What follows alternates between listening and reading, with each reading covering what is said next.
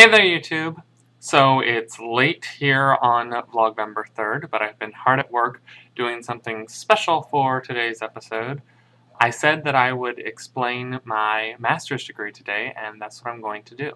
My master's degree is in education, but the specialization is in andragogy.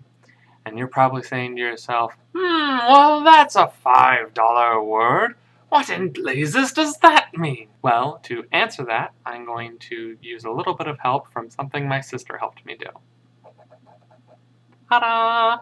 Cartoons! First, we're going to start off with a little bit of an etymology lesson.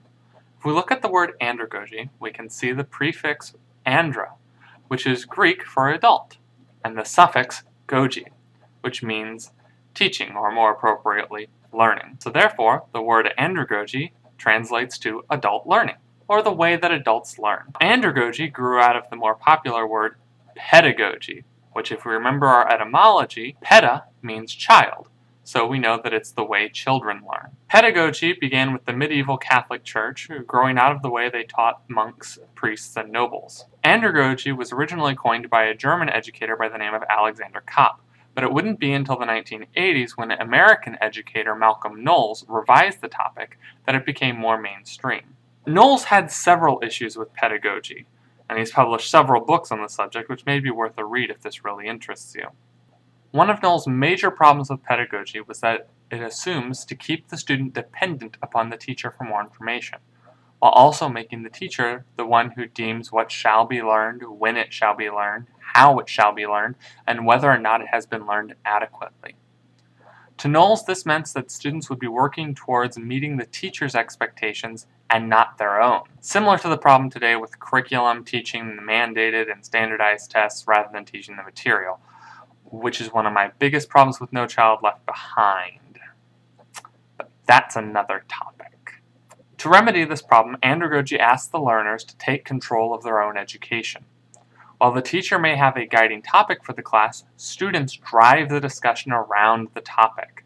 It is they who become responsible for seeking out additional information on the topic, rather than wait for it to be handed out by the teacher or textbook. In this way, andragogy becomes learner-centered rather than teacher-centered. Additionally, the student frames their learning on the subject in the context of all their life experiences up to that point, relating material across all topics and subject matter, and integrating the newly gained information into their life as tightly as possible. This is opposed by pedagogy's "the student is an empty vessel" thought process, or they're dividing information into strict subject matters. An adventurous andragogy-based educator might put the responsibility for grading work and gauging the student's readiness for new material into the hands of the students themselves. Ideally, this allows the students to speed through concepts they understand instantly, while slowing down to work more thoroughly on lessons that are trickier to master. Another problem with pedagogy is that it uses external motivating factors to encourage work of the students: grades, parental pressures, detention, punishment, etc. Andragogy asks the teacher to be a facilitator in making the students self-motivated. This can be accomplished in a variety of ways and can use some creativity. The folks at Extra Credits did some nice explanations about gamification and how that helps motivate you.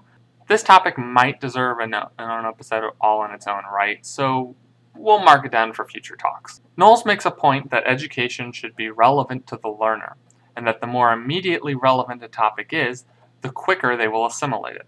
As we grow out of childhood and into adulthood, pedagogy conflicts with our growing awareness of ourselves and our abilities, and increased independence.